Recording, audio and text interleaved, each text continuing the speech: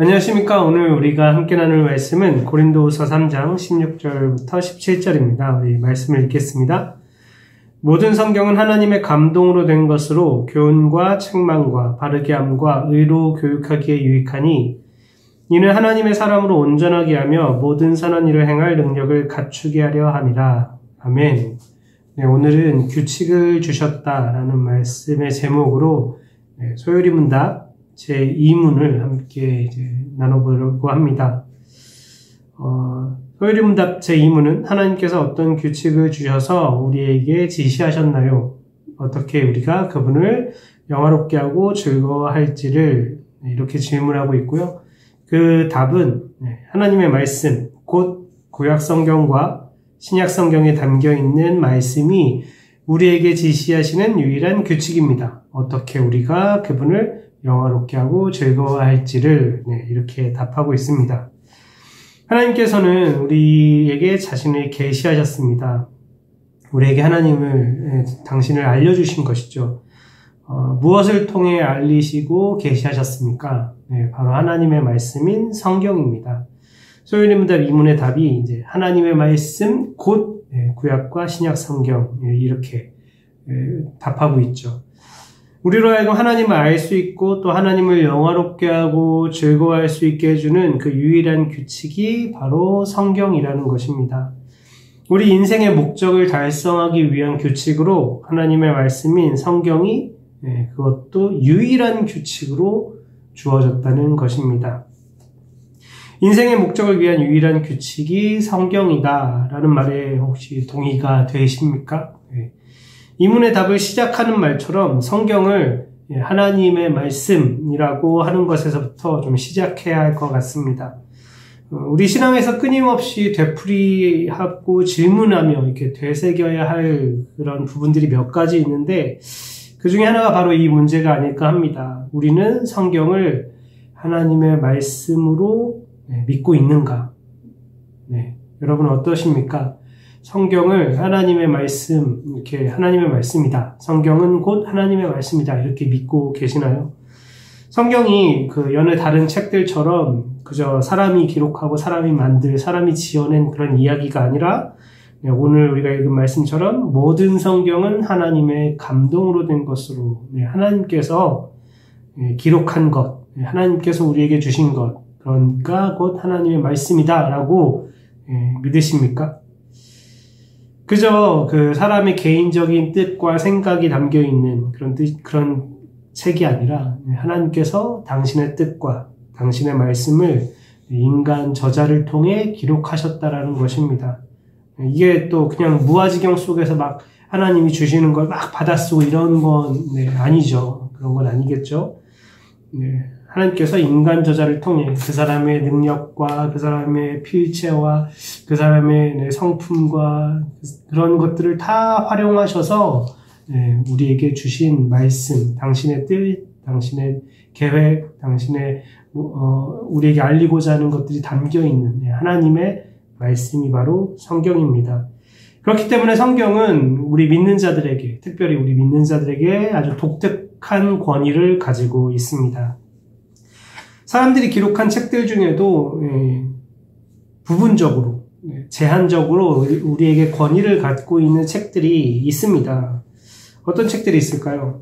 만약에 우리가 운동선수라면, 예를 들어 축구선수라면 축구의 규칙이나 규정을 담은 책이 그 사람에게 권위를 갖게 될 것입니다. 특히 그 사람이 축구 경기를 뛰고 있을 때, 플레이하고 있을 때에는 그 축구의 규칙이, 그 규칙서가 그 사람에게 분명 권위를 가지고 있겠죠.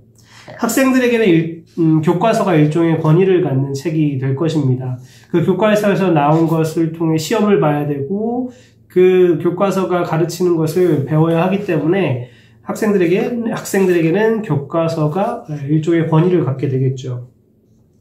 그렇다면 우리가 속한 이 세상을 창조하신 하나님께서 우리 인간들에게 인간다운 삶을 살기 위한 또 인생의 목적을 지시하는 규칙으로 주신 이 성경이 우리 모든 인류에게 사실 우리 믿는 사람뿐만 아니라 모든 인류에게 유일무이한 권위를 가지고 있다라는 것 당연한 것 아니겠습니까? 아마 우리 모두 시험을 보고 그 시험 성적표를 받아본 경험이 다들 있을 거예요. 학교를 다닐 때 시험을 보고 시험 성적표를 받아보셨죠. 물론 이제 종종 채점이 좀 잘못돼서 그것에 대해서 그 성적에 대해서 이의를 제기할 수 있겠지만 기본적으로 그 받은 성적표를 그 성적 내가 받은 성적을 받아들입니다. 왜냐하면 그 시험을 제출한 사람 혹은 기관의 권위를 인정하기 때문입니다. 그게 답이니까. 그리고 내가 그 답을 맞았다면 맞은 점수를 받는 거고 틀렸다면 그 틀린 것에 대한 감점을 점수를 못 받거나 감점을 당하는 것. 그냥 우린 그걸 당연하게 받아들입니다. 그쵸? 시험을 출제한 출제자, 그 시험을 주관하는 그 기관, 그 시험에 대한 지식을 가진 사람들, 그 권위를 우리는 그냥 자연스럽게 인정하잖아요. 그쵸? 만약에 어떤 앞에 우리 운동선수, 축구선수 예를 들었는데 한 축구선수가 이제 공을 이제 슛을 했는데 그 공이 골대를 맞고 나온 거예요. 되게 아깝게 골대를 맞고 나왔습니다. 당연히 득점이 이제 축구 규칙상 득점이 되지 않는 거죠. 0점입니다.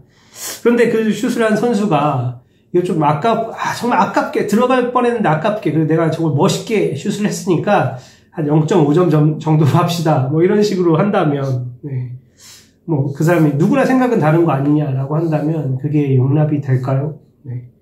아마 그 정확한 규칙을 벗어난 내 생각에는 이라는 말이 전혀 통하지 않을 것입니다. 그리고 그걸 인정해주는 사람도 없을 거예요.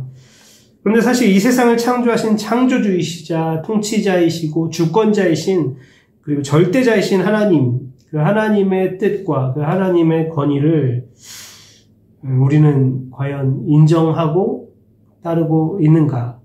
물론 하나님을 안 믿는 사람들이야, 하나님을 인정하지 않는 사람들이야, 하나님이 주신 규칙도, 하나님이 주신 하나님의 말씀, 하나님의 뜻도 따르지 않겠죠. 그러면 하나님을 우리의 창조주라고, 이 세상의 통치자이자 절대자이자 우리의 하나님이라고 믿는 우리는 이 성경의 권위를, 하나님의 말씀의 권위를 과연 인정하고 있는지 우리 스스로 좀 돌아봐야 하지 않을까 합니다. 하나님을 믿는다고 고백하는 우리에게 있어서 가장 우선되어야 하는 것은 내가 믿는 하나님의 말씀, 곧 성경의 권위를 인정하는 것입니다. 하나님께서 그 누구보다 심지어 우리 자신보다도 우리에 대해서 더 잘 아시고 우리를 더 사랑하시고 우리를 아끼시며 그런 하나님께서 우리가 참된 인간으로서 삶을 살기 위해 어떻게 해야 하는지 가장 잘 아시겠죠. 하나님께서 가장 누구보다 잘 아실 것입니다. 그래서 그분의 뜻과 그 뜻을 담은 말씀을 우리에게 주셨습니다.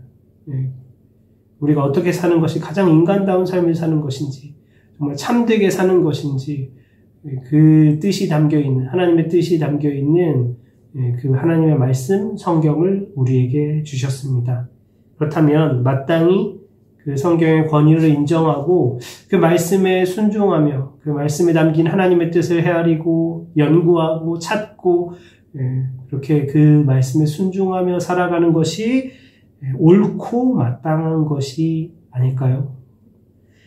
오늘 말씀에서 모든 성경은 하나님의 감동으로 된 것이라고 하셨죠.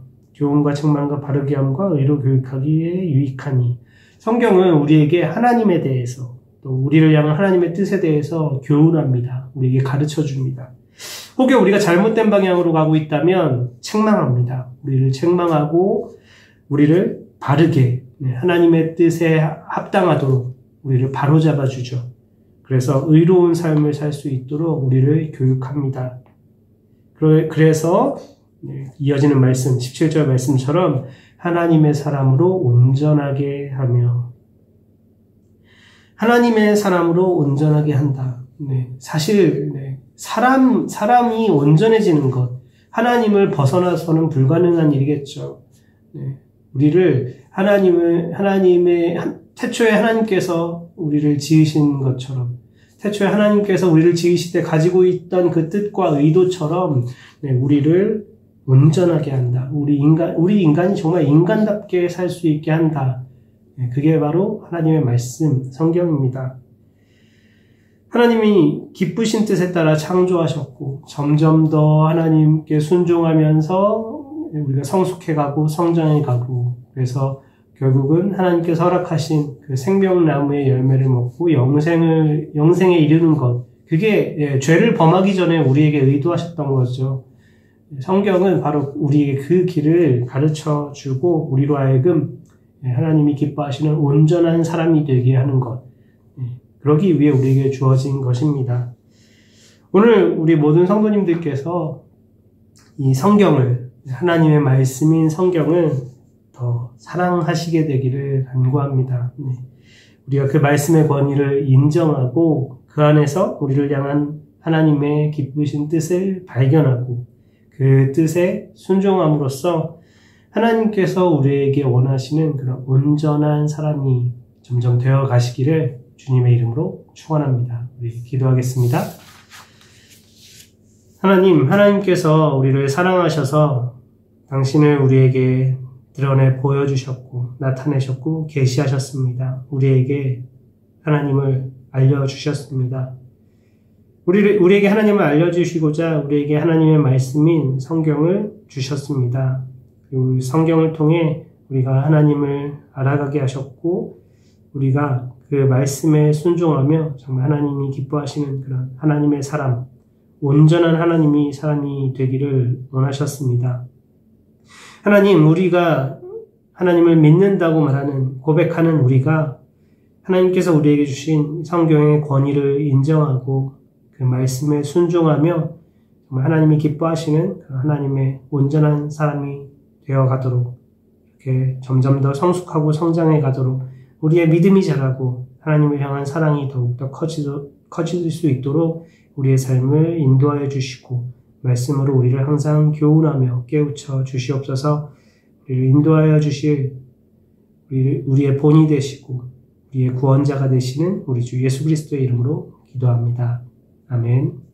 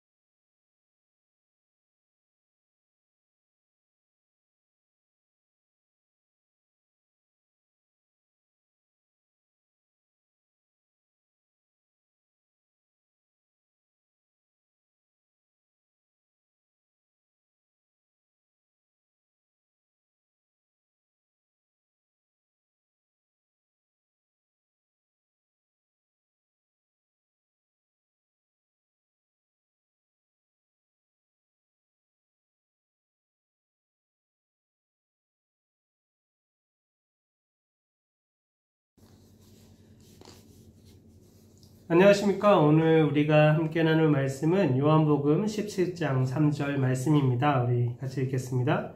영생은 곧 유일하신 참 하나님과 그가 보내신 자 예수 그리스도를 아는 것이니이다. 아멘. 네, 오늘은 우리가 믿어야 할 것에 대해서 함께 말씀을 나누도록 하겠습니다. 지난 시간에 우리가 성경을 정말 하나님의 말씀으로 믿고 그 권위를 인정해야 한다, 이렇게 말씀을 나누었습니다. 동의하십니까? 네. 자, 이제 그렇다면 그 성경 안에 어떤 내용이 들어있는지 함께 생각해 봐야겠죠. 성경은 다양한 형식, 다양한 장르로 이렇게 다양한 내용을 담고 있습니다. 그래서 어떤 내용이 담겨 있나요? 라고 묻는 것은, 그 질문에 답하는 것은 결코 간단한 일은 아니겠죠. 근데 이제 소요리 문답은 우리에게 이제 성경이 크게 두 가지를 주로 가르치고 있다, 이렇게 설명하고 있습니다. 소요리 문답 제 3문입니다. 성경이 주로 가르치는 것이 무엇인가요? 답이, 성경이 주로 가르치는 것은 사람이 하나님에 관하여 믿을 것이 무엇인가, 그리고 하나님께서 사람에게 어떤 의무를 요구하시는가입니다. 그 중에 오늘은 먼저 첫 번째로 성경이 사람이 하나님에 관하여 믿을 것이 무엇인가를 가르친다는 것, 이것에 대해서 나누고자 합니다. 성경은 일종의 어떤 증언과도 같다고 생각해요. 네, 앞서 우리가 이렇게 함께 생각해 봤던 것처럼 하나님은 우리를 이렇게 초월해 계신 신이시잖아요. 네, 그래서 우리가 스스로의 능력으로 하나님을 인지할 수 없고 하나님을 알 수가 없습니다. 그래서 하나님께서 우리에게 당신을 알려주셔야만 우리가 알 수 있다고 했습니다. 네. 그리고 하나님께서 우리에게 자신을 알려주시기 위해, 계시하시기 위해 하나님의 말씀인 성경을 우리에게 주셨죠. 네. 그래서 우리는 성경을 하나님의 말씀으로 믿고 그 권위를 인정해야 한다라고 지난 시간까지 한 내용들이 이런 내용입니다. 이 시점에서 이제 성경을 통해 우리가 하나님을 알기 위해서, 그분의 뜻을 알기 위해서 아주 중요한 수단이 필요해졌습니다. 성경을 하나님의 말씀으로 인정하고 그 말씀이 우리의 것이, 우리가 그 말씀을 통해 하나님을 알기 위해서는 중간에 한 가지 더 수단이 필요합니다. 그게 뭐냐면 바로 믿음입니다. 이 성경이 정말 참으로 하나님에 대해서 바른 지식을 우리에게 준다라는 것을 믿지 않는다면, 그러면 성경을 통해 우리가 하나님을 알 수가 없게 되겠죠. 이 기록된 말씀인 성경이 우리에게 하나님에 대해, 또 그분이 어떤 성품을 가지고 계신지, 그분이 어떤 뜻을 품고 있는지, 어떤 일을 하셨고 또 어떤 일을 하실지, 하고 계시는지 우리에게 증언하고 있습니다. 그리고 성경은 우리에게 그 증언을 믿으라고 합니다. 그런데 사실 이러한 일은 어떻게 보면 일종의 가르침을 받는 모든 일에 적용될 수 있는 일인 것 같아요. 우리가 무언가를 배운다는 것은 그것을 믿고 인정해서 받아들인다는 것이잖아요. 그렇기 때문에 우리가 어떤 지식을 얻는다는 것은 그 안에 기본적으로 믿음이 동반될 수밖에 없습니다. 그걸 내가 사실로 믿지 않는다면 그게 내 지식이 될 수가 없죠. 그냥 거짓 정보, 거짓 사실이 허위 사실이 되겠죠. 허위 사실을 믿는다는 건 자기를 속이는 것이거나 아니면 그냥 거짓말을 하는 거겠죠. 그렇기 때문에 내가 어떤 지식을 가지고 있다는 것은 그 안에 그 지식이 참되다라는 믿음을 동반하고 있다는 의미가 됩니다. 이것을 이제 좀 뒤집어 생각한다면 믿음에는 지식이 동반되어야 한다. 반대로 역으로 뒤집어 보면 우리가 어떤 걸 믿는다고 할 때에는 그 믿음의 대상에 대한, 그 믿음에 대한 내용, 지식이 동반되어야 한다는 것을 알 수 있습니다. 믿음에는 지식이 필수적입니다. 우리가 믿는 대상에 대한 올바른 지식이 있어야만 그 믿음이 참된 믿음이라고 할 수 있습니다. 그냥 무엇을 믿는지도 알지 못하면서, 내가 도대체 뭘 믿고 있는지 알지 못하면서 그저 그냥 덮어놓고 믿는다라고 하는 것을 우리는 맹신이라고 합니다. 맹신. 눈을 감은 거죠. 장님이라는 거죠. 그렇게 맹신하는 사람에게 어떤 소망이 있을 수 있겠습니까? 어떻게 시험을 이길 수 있고, 어떻게 고난을 극복할 수 있고, 그럴 수가 없겠죠. 아마 그 믿음은 금방 산산조각 나버리고 말 것입니다. 하나님의 성품이 어떠한지 알 때 우리가 진정으로 하나님을 신뢰할 수 있고, 또 하나님이 어떤 일을 하셨는지 알 때 우리가 진정으로 하나님 앞에 마음을 다해 감사할 수 있겠죠. 그리고 그러한 믿음과 그런 감사 속에서 또 그런 하나님에 대한 성품을 알고 하나님이 어떤 일을 하셨는지 알 때에 이후로도 하나님께 소망을 둘 수 있을 것입니다. 그렇기 때문에 기독교는 단지 우리에게 유익을 줄 수 있는, 우리가 막 급박할 때 우리에게 유익을 줄 수 있는 그냥 아무 신이나 믿는 그런 종교가 아닙니다. 흔히 급박한 상황에서 이런 사람들을 볼 수 있잖아요. 그냥 뭐 하나님이든 뭐 부처님이든 알라신이든 뭐든 뭐 천지신명이든 뭐든 좋으니까 나 좀 도와주세요. 뭐 이렇게 외치는 거 이렇게 우리가 많이 뭐 드라마나 영화 이런 데서도 종종 보잖아요. 그렇게 해서 위기를 모면하거나 도움을 받으면, 혹은 그렇게 해서 랜덤한 신에게 그냥 무작위의 어떤 신이 도와줘서 복을 받았다 이렇게 믿는 사람, 그 사람의 그 믿음이, 그 사람이 가진 그 복이 과연 얼마나 의미 있는 것이 되겠습니까? 그걸로 혹시 우리의 믿음이 그런 믿음이면 충분하다고 생각하시나요? 내가 그냥 급박할 때 그냥 이 땅에 살면서 급박할 때 도움을 얻을 수 있는 정도의 신이면 여러분은 충분하십니까? 그러지 않을 거예요. 그렇죠? 우리가 믿는 하나님은 우리의 삶에 찾아와서 당신의 존재를 드러내 우리에게 당신을 알려주시고 끊임없이 우리에게 말씀하시며 우리와 함께 하시는 분이십니다. 그러므로 앞서 우리가 이미 언급했던 것처럼 성경은 하나님이 어떤 성품을 가지고 계시는지, 또 우리와 이 세상을 향해서 어떤 뜻을 품고 계시는지, 그분이 이 세상을 어떻게 창조하셨고 지금도 어떻게 역사하며 다스리고 계시고 그런 것들을 우리에게 알려주고 가르쳐줍니다. 특별히 하나님과 우리의 관계가 어떠한지를, 그리고 우리를 위해 하나님이 어떤 일을 행하셨는지를 우리에게 알려줍니다.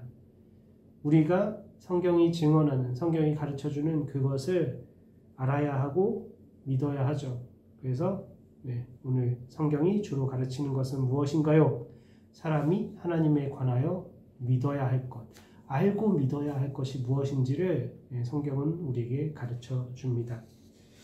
우리가 누군가와 교제할 때, 사귀게 될 때, 그저 이성과 사귀는 거 말고요. 우리가 누군가 친구로 교제할 때 가장 많이 하는 것이 무엇일까요? 아마도 대화가 아닐까요? 우리가 같이 밥을 먹을 때도 식사를 하면서 대화를 하고, 우리가 같이 뭔가를 하면서도 이렇게 대화를 하겠죠. 이야기를 나눕니다. 그렇게 대화를 하고 이야기를 나누면서 그 사람이 어떤 생각을 하면서 사는지, 또 지금까지 어떤 삶을 살아왔는지, 또 어떤 경험들을 해왔는지, 그리고 그런 경험 속에서 무엇을 느끼고 또 어떻게 반응했는지, 그런 이야기를 들으면서 또 그런 이야기를 주고받으면서 그렇게 서로를 알아가고 또 이해하고 그러면서 관계가 더 친밀해져 가는 거죠. 우리도 성경을 통해 하나님에 대해 알아갈수록 하나님이 얼마나 좋은 분이신지, 그리고 그분이 얼마나 우리를 사랑하시는지 알게 되고, 그럴 때 우리도 하나님을 점점 더 사랑하고 더 신뢰하고 더 의지할 수 있게 됩니다. 하나님은 그렇게 우리를 당신과의 영원한 교제로 우리를 초청하셨습니다. 그래서 오늘 우리가 처음 읽은 말씀, 영생은 곧 유일하신 참 하나님과 그가 보내신 자 예수 그리스도를 아는 것이니이다. 우리 하나님과 우리 예수님을 아는 것, 이 아는 것에는 뭐가 담겨 있죠? 믿음. 그분을 믿어서 아는 것, 그것이 우리 하나님과 우리의 영원한 교제, 그게 이제 영생으로 향해 가는 거겠죠. 그 영원한 교제로 이어지는 것입니다.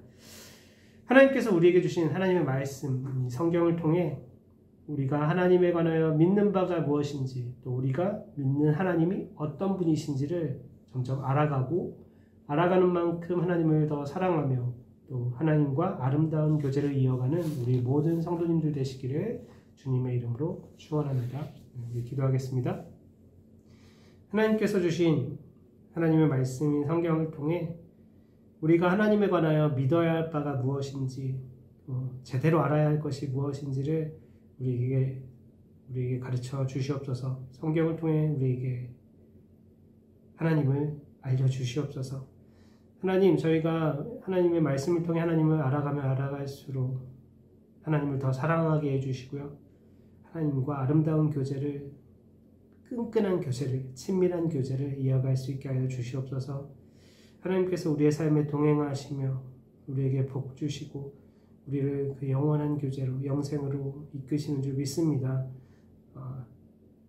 그 복된 삶이, 그 복된 영생이 우리 안에 이미 시작된 줄 믿습니다. 우리가 주님의 그 은혜를 이 땅에서부터 풍성히 누릴 수 있도록 저희의 삶에 함께하여 주시옵소서. 감사드리며 예수님의 이름으로 기도합니다. 아멘.